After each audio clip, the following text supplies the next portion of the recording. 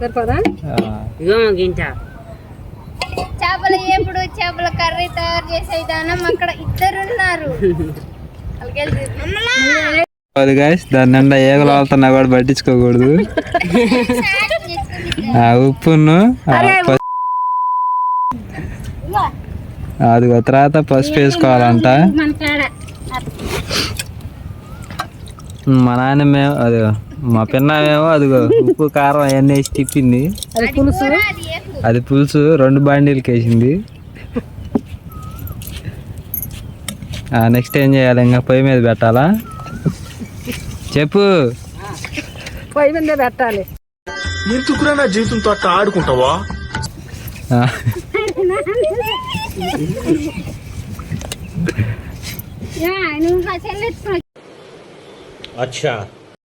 ఎప్పుడు అని చెప్పి ఇప్పుడే కలుపుతుంది మొక్కలకి బాగా పట్టడానికి.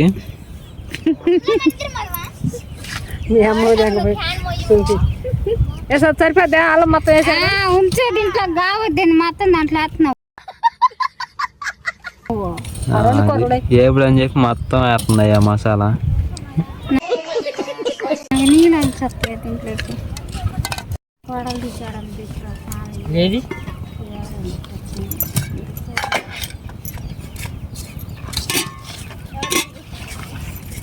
అమలెట్రామ్లా అలా పళ్ళని తీసి దీన్ని వేసి పొయ్యి మీద పెట్టు. అది కాదమ్మలా, అది కాదమ్మలా, చూతే నువ్వు అది కదా.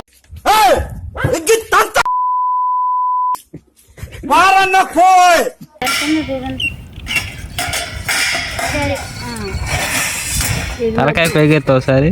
నా గుండె బాగా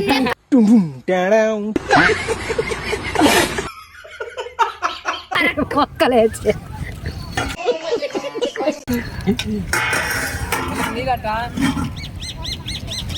పొయ్యి మీద పెట్టొచ్చానా ముట్టించొచ్చానా? 2 పెట్టి ముట్టి. ఒకటే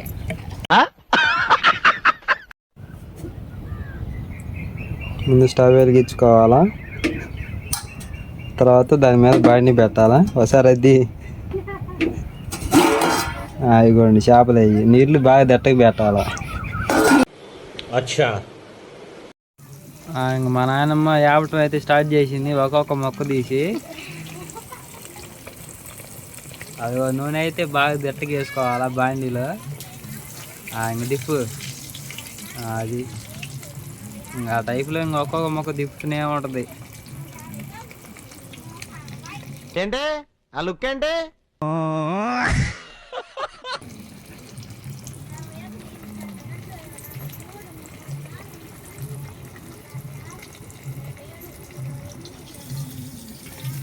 అవన్నీ ఆపాలా. ఇంకా 2 వేయకూడదు. అటు ఇటు కలిసి ఒక 5-6 చేప మొక్కలు అయితే వేపింది మా నాయనమ్మ. అది ఒకసారి 2 వేయమన్నా అని చెప్పి 2 వేసి చెప్తుంది. నూనె కూడా ఇంక నల్లంగా వచ్చింది. ఇంకా ఉండే ఆపాల్సింది. అబ్బో 2 కాదయ్యో, ఈసారి 3 వేసిందయ్యా.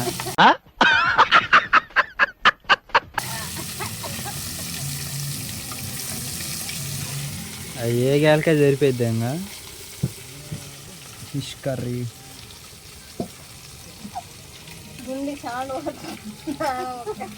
నిజంగా చెప్తున్నానండి, ప్రపంచం అంతా దొంగ నా కొడుకు. నిజంగా నాకు కంట్లో నీళ్ళు